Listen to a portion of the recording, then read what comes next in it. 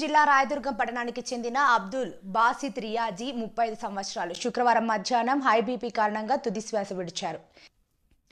ఈయన గతంలో జమాహతే అహాలే హదీస్ ఆంధ్రప్రదేశ్ శాఖకు ప్రెసిడెంట్, స్థానిక Jamia Mohammadiya Arabic college principal, Jamia Mohammadiya Masjid ప్రెసిడెంట్గా సేవలందించారు. ముస్లిం సమాజం ఒక పెద్ద ధార్మిక పండితుడిని కోల్పోయామని పలువురు ఉపాధ్యాయులు, విద్యార్థులు ఆవేదన వ్యక్తం చేశారు.